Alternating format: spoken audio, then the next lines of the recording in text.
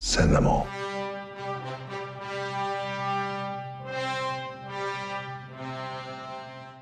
Welcome back, everyone. It's Charlie. This is my full Black Adam breakdown and Easter eggs for the entire movie. Hopefully you've had a chance to see it. There's a bunch of big stuff. They set up a bunch of sequels, obviously a bunch of cameo scenes, a big post-credit scene we've all been talking about. If you're brand new to the channel, be sure to subscribe to get all the videos, and obviously careful for spoilers for the movie because we have to talk about everything that happened. I also just did a post-credit scene for the big Superman Henry Cavill post-credit scene with him coming back and what that means in the DCEU. I will address that during this video, but I've done like a much bigger video just about the Superman scene. So I'll link that at the end of this and down in the description below. But the movie is inside the DCEU if it wasn't clear. It takes place after the events of the Justice League movie, after the new Suicide Squad movie obviously, and before the events of Shazam! Fury of the Gods, also probably after the events of Peacemaker. If you've been following the DC movies for a long time now, you may remember that they officially cast The Rock as Black Adam over 10 years ago. So a lot of you are asking, why did it take them over 10 years to make this movie? That's mostly because when they were originally casting The Rock as Black Adam, like more than 10 years ago, at that time we were still sort of in the old regime. It was still Christopher Nolan era Batman with Christian Bale. The Warner Brothers people had very different plans about the future of the DCU and developing all those characters, all the Justice League characters, the future of Superman, Batman, everybody. So at the time, they just didn't know how to fit in an anti-hero. Obviously now things are very different. The DC universe itself is very different. The actual Black Adam character debuted inside the original Fawcett Comics Shazam stories back in 1945. He debuted as a Shazam villain in the original Shazam family comics, basically. His origin in the movie draws a little bit from his original origin story, like the very first one back in 1945, and a little bit from the New 52 version of his origin story, with a couple changes that I'll address when we get to those parts of the movie. In his original origin story in 1945, in the Marvel Family #1, they explained the wizard granted powers to a person called Teth Adam based on, at the time it was Greco-Roman gods like the Shazam character, but then later they retconned that to Egyptian gods. So their power words are both Shazam, but the acronyms stand for different gods.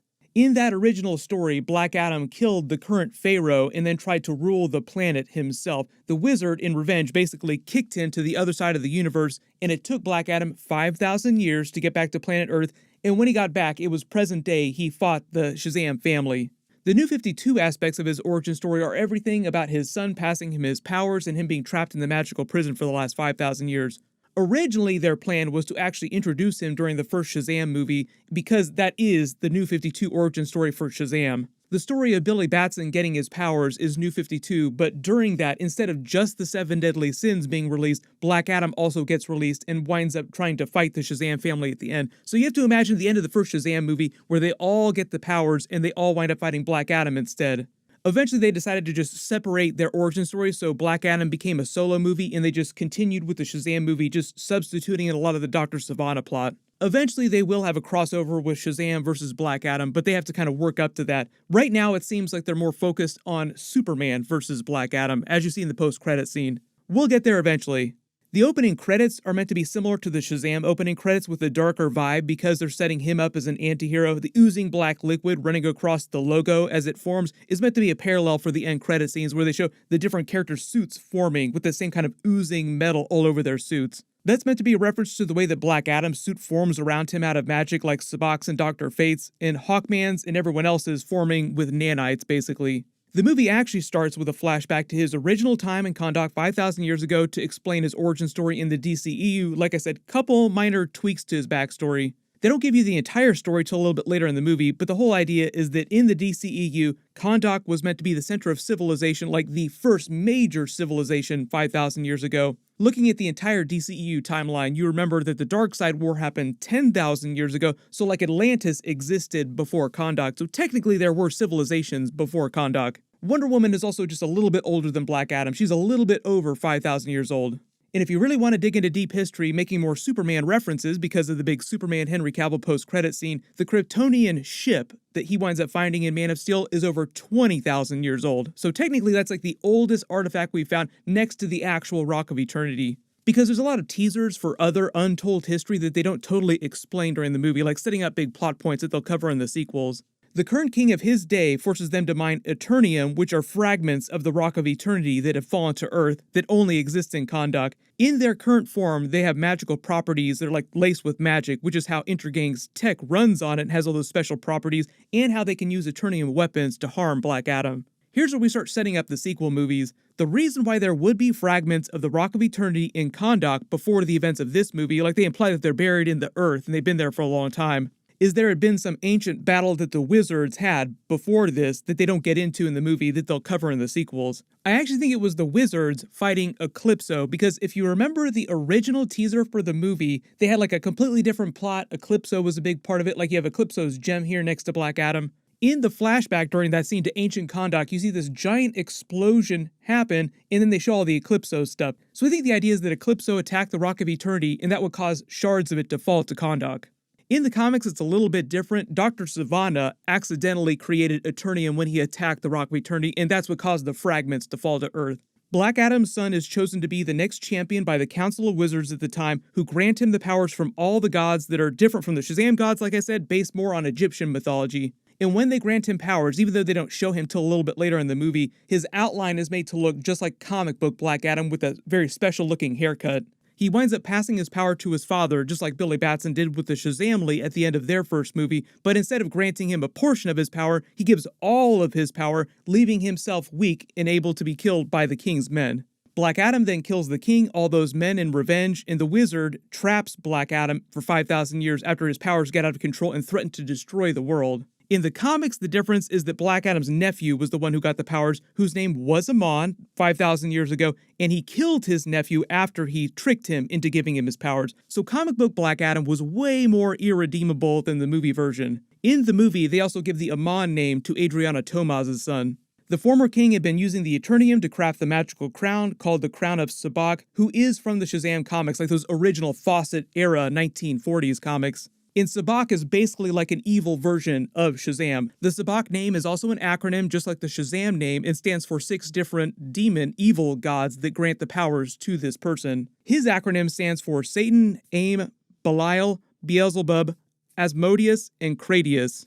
So later in the movie, when Ishmael is being granted the powers of these different demons, that's basically who you're seeing. All the different demons there are the ones that are part of the acronym.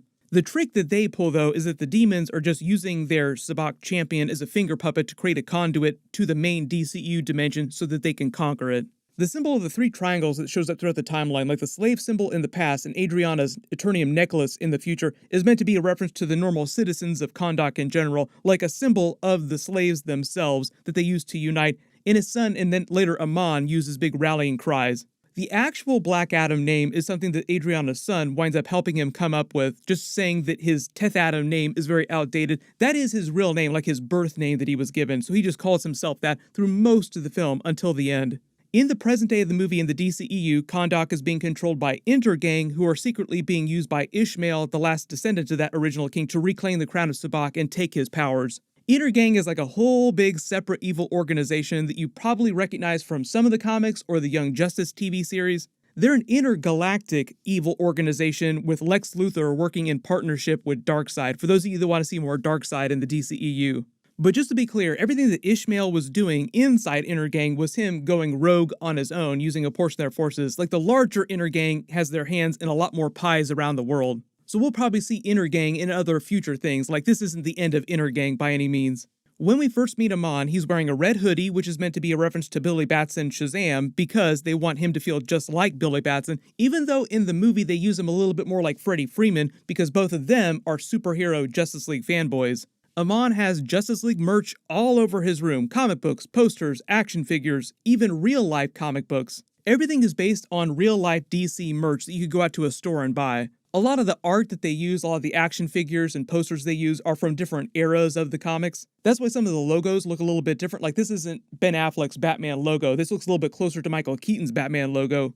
You have some Jim Lee Batman art. You have some Rebirth era Cyborg comics for those of you wanting more Cyborg in the DCEU. The whole idea is that the Justice League heroes have just become pop culture icons, so a lot of merch is being created around them. So the idea is that DC Comics does exist inside the DCEU. It's the same thing in the Marvel movies too. Like there is a company inside the Marvel movies that's named Marvel Studios that creates Marvel comic books as well.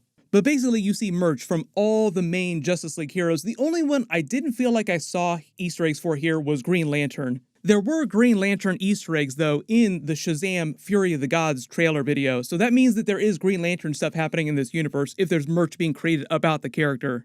I also think Amon being in the red hoodie foreshadows Black Adam eventually giving him a portion of his powers like Billy Batson did, along with Adriana Tomaz. Like they basically set up him granting them powers, creating his own version of the Shazam family, which is something that they did a lot in the comics.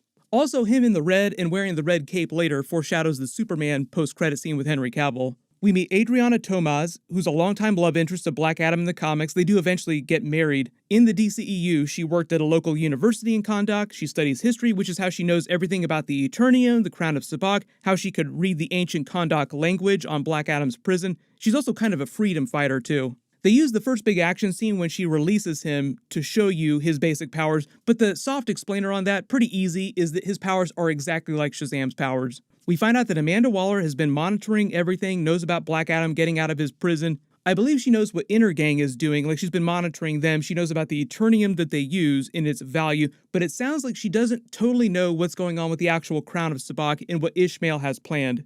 The reason she calls the Justice Society instead of the Justice League at first is just because she doesn't think the problem was big enough to require Superman and the others, like she refers to them later in the movie as an even bigger favor that she has to call in.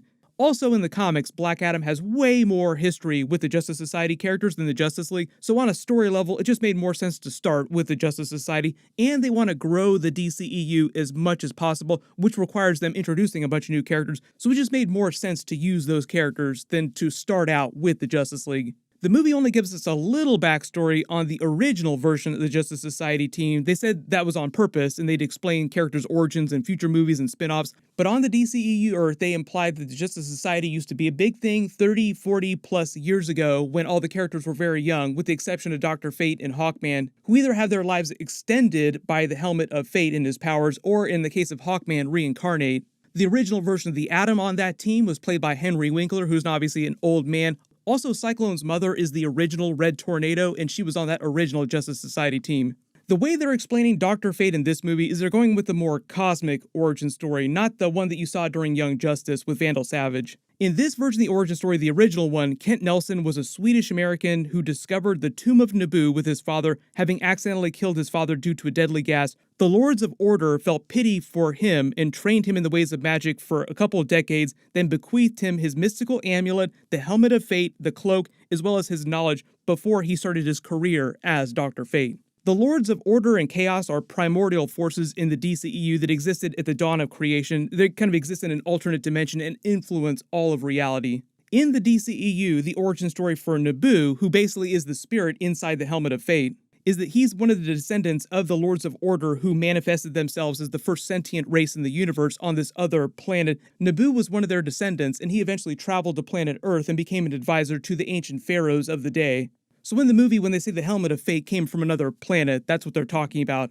Hawkman's backstory is way more complicated in the comics, so we'll see how they explain it in the DCEU. They might go with the Hawkworld origin story, or they might go with the archaeologist or the resurrection backstory. The basic idea is that he's a member of this ancient Thanagarian race who's got a version of amnesia and reincarnates over time and is bonded to the Nth metal. Like the Nth metal comes from Thanagar. It's sort of like the DC version of Vibranium. They did say that Hawkgirl was part of the movie at one point, but they decided to do something else with the character. We'll probably meet her in either sequels or some other future DC movie, but she is inside the DCEU somewhere. They also explained that he's the person who owns the Justice Society mansion, and his mansion is meant to be like the classic Justice Society mansion. The vibe they're going with in the movie, though, is that it's a little bit more like the X-Mansion in those original X-Men movies because he has his whole jet underneath the backyard. The current Atom Smasher is the nephew of the original Atom Smasher using his original costume. That's why I keep saying that it's retro. They'll probably give him a new suit in one of the future movies, in the same way that Ant-Man started out in the first Ant-Man movie wearing the original suit and then got a new one in the sequels. Cyclone is meant to be the granddaughter of the original Red Tornado who was on that original Justice Society team. When she was younger, she was captured by the scientist who created the second android version of Red Tornado, who injected her with nanites, giving her her powers. They're basically exactly what you see in the movie Wind Control. They use her kind of like a version of Storm from the X-Men on the team. I already explained all the Justice League Easter eggs around Amon's room, but part of the comedy here too is him blasting Superman's picture and action figures everywhere he goes. That's just to foreshadow them fighting in the sequels. Like of all the things that he could have destroyed in Amon's room, he destroys just the Superman stuff. When he busts into the living room, the Clint Eastwood movie playing on the TV is The Good, the Bad, and the Ugly. Later in the movie, they reference Clint Eastwood's Man with No Name character again, like they referenced the events of the film again, when Black Adam fights the inner gang soldiers using his magical lightning as if he were the Clint Eastwood Man with No Name character. They also play the theme song from that movie when he's doing that, just to set him up as an anti-hero because Clint Eastwood's Man with No Name character was a big anti-hero as well. We get another cameo scene from Amelia Harcourt this time, last seen during the events of Peacemaker. Because she's working with Amanda Waller again, it seems like they're on relatively good terms. I think we can assume that they put their differences aside. But when they lock Black Adam up, there's a bunch of other DC villains that are also locked up there under that polar ice cap prison. It's really quick, blink and you'll miss it. It's a little too blurry, so I'll have to wait for like an HD copy of the movie to come out so we can zoom and enhance a little bit easier and see exactly what they have there. But if you think you spotted any of these other DC villains that were in the prison, write in the comments below. Atom Smasher gives Amon the red cape, like I said, foreshadowing the Superman cameo scene in the post-credits, and foreshadowing him getting his own powers from Black Adam in the sequels. And when Black Adam reactivates his powers again, this time his suit regenerates as if it were brand spanking new. Like previously they'd implied that his older costume he'd been wearing for the past 5,000 years in his prison, and it just suffered a lot of wear and tear. So that's why it looked like there was so much battle damage and the colors were so faded. Also, the new costume is meant to look a little bit more comic book accurate, like he has the comic book cape on too. Dr. Fate winds up sacrificing himself, and even though the helmet disintegrates, really what was happening, if you've read any of the comics, is that it transported itself to its next wielder, like selecting the next person to become Dr. Fate. In the comics, the second version of the character was named Eric Strauss, but we'll see who they wind up using in the DCEU when the character comes back. And then we get our big post-credit scene, cameo scene with Henry Cavill's Superman returning. And I've already done a much bigger video about this, but the whole idea is that Amanda Waller is basically putting Black Adam on notice. Like, you step out of conduct, you step out of line, we're going to call in bigger favors with more powerful people from other planets. Like, you are not the most powerful person in the universe. Maybe on the planet, but not in the universe. When he shows up, they play the classic John Williams Superman theme. He looks a little bit more like comic book Superman with the hair curl. His colors are a little tuned up, but it's the classic colors of the costume. For those of you asking too, who's more powerful, Shazam or Black Adam? The way they're using the characters right now, Black Adam is more powerful because he's not sharing his power with anyone else. Like, he has 100% of the available power given to him, whereas Shazam only has a fraction of it because he's giving the rest of it to the rest of the Shazamly. The whole idea with the post-credit scene, though, is that it's meant to directly set up sequels in the future of Superman in the DCEU. So Black Adam 2, like I said in my post-credit scene video, might draw a little from the comics where Black Adam grants powers to Amon and Adriana and things go off the rails. Like, Amon winds up doing something bad, Superman gets involved because he's worried about the rest of the planet, and because he lays hands on Amon, Black Adam gets pissed off at him and that's why they fight. Like, it's very Captain America Civil War type of situation. They're also developing Man of Steel 2, and they also have Justice League 2 coming up that they plan on making, which will involve the Shazam characters, which includes Black Adam now as well. But if you have any big questions about plot points or big Easter eggs or references you spotted in the movie that I didn't talk about in the video, just write them below in the comments. And I'll talk a little bit more about Black Adam versus Shazam when we get to more Shazam Fury of the Gods stuff. That'll be dropping early next year. We'll probably get a couple more trailers for that pretty soon. My next big video will be for the House of the Dragon episode 10 finale. Everyone click here for that. I'll update the link as soon as I post it. And click here for that Black Adam Superman post-credit scene. Thank you so much for watching. Everyone stay safe, and I'll see you guys in the next one.